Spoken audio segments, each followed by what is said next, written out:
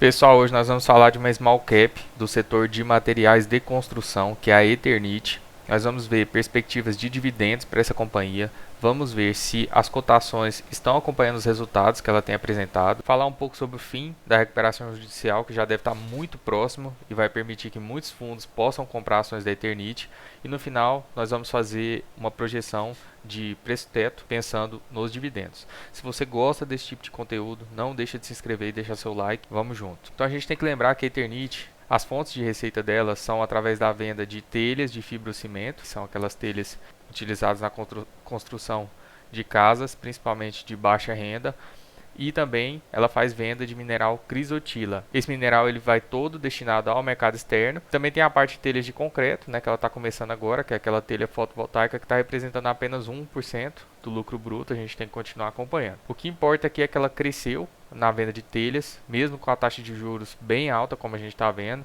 Ainda tem bastante gente construindo e a gente viu um crescimento na venda de telhas que representa aí 54% nos últimos 9 meses, então é uma importante fonte de receita para a companhia. Uma outra fonte seria o mineral crisotila, relacionado ao mercado externo, uma receita dolarizada, que é muito interessante. A gente vê que também houve um crescimento nas vendas. Quando a gente pensa nas reservas do mineral crisotila, a gente sempre lembra da Rússia, é um país que tem grandes reservas e agora muito provavelmente vai vender bem menos desse amianto, que vai pressionar a oferta, pode levar o preço a subir. Então vai levar um ganho de margem para a Eternit sem a empresa mudar nada.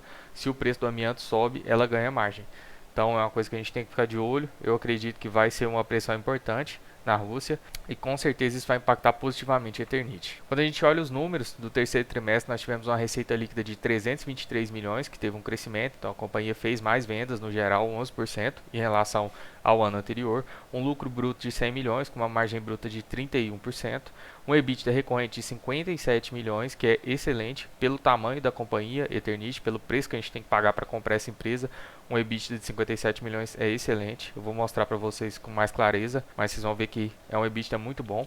Um lucro líquido recorrente de 43 milhões, que também é ótimo. E quando a gente olha para a companhia, a gente vê que ela virou a chave de 2019 para 2020, quando o mercado percebeu que ela estava bem mais lucrativa, mas desde antes ela já vinha melhorando seus resultados. Então estava bem menos negativo esse ROIC, né, e foi diminuindo, foi ficando cada vez mais positivo, até que em 2020 ela virou a chave e agora está com um ROIC espetacular de 34%. São poucas empresas que têm um ROIC tão bom, que é um indicador que mostra como ela está conseguindo retornar sobre o capital, e isso considerando a dívida, ou seja, está bem saudável, está bem alto esse número. Nos últimos 12 meses nós tivemos uma queda no lucro de 269 milhões para 158 milhões, uma queda totalmente esperada, porém a gente vai ver que mesmo com essa queda do lucro, a companhia está bem barata e as cotações caíram muito mais que o resultado.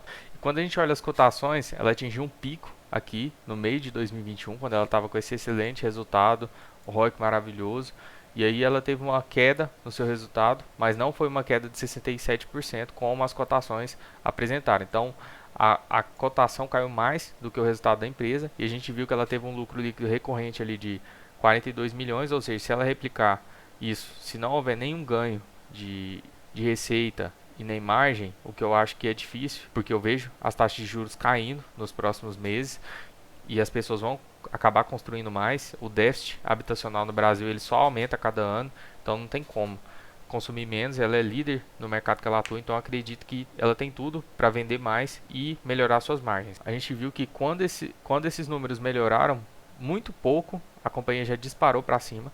Então isso pode acontecer de novo, caso esses resultados voltem a crescer, o que eu acredito que vai acontecer. Para mim é bem óbvio isso, eu vou querer acompanhar, mas eu consigo ver isso com muita clareza, que ela tem boas chances de melhorar suas margens. Quando a gente pensa na empresa de 2019 e na empresa dos últimos 12 meses, a gente vê uma evolução considerável. A receita líquida saiu de 488 milhões e evoluiu para 1,1 bilhão. O EBITDA de 45 milhões evoluiu para 248. A margem EBITDA saiu de 9 para 20, ou seja, isso aqui é tudo ganho operacional. O lucro líquido saiu de um prejuízo de 12 milhões. A gente viu que esse lucro tende a crescer um pouco aqui. Provavelmente ela vai ter um lucro aqui de 180, 190 milhões. Uma margem líquida bem aceitável de 15,2% e um ROIC ótimo nos últimos 12 meses de 23%. Quando a gente olha a posição de caixa da empresa, 72 milhões, e ela tem dívida de 83 milhões. Então a dívida está extremamente controlada. E a gente chega num valor de mercado de 670 milhões, uma empresa que está gerando um EBITDA de 250 milhões. ou seja, um EV/EBITDA de 2,7, extremamente barata em relação ao caixa que ela está gerando.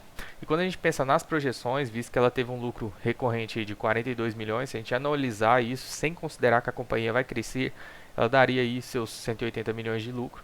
Com payout de 30% apenas, ela distribuía 87 centavos por ação, e a gente aplicando o critério do preço-teto em 6%, que é o critério que o Luiz Barsi utiliza, a gente chegaria num preço-teto de 14,57. Earning yield, fica um earning yield espetacular de 13,28. Nós já tivemos aqui em 2022 um pagamento de R$1 em dividendos e hoje a companhia está custando 10,88, então considero que é bem positivo, que o risco é baixo porque a gente vai reaver parte do capital em dividendos, mas é aquela companhia que a gente tem que carregar e acompanhar de perto, né? Porque é um small cap. Eu particularmente tenho em carteira, vou manter e nesse preço eu continuo comprando. Os dividendos da Eternit, a gente tem uma política em que ela remunera os acionistas em 25% nos primeiros 3 trimestres e no quarto trimestre ela não está limitada a 25%, ou seja, pode ser que eu considerei um payout de 30% por conta disso, porque provavelmente nesse quarto trimestre ela vai distribuir mais do que 25% do resultado, inclusive é esse trimestre agora, então provavelmente aí até mês 4 de 2023 a gente vai ter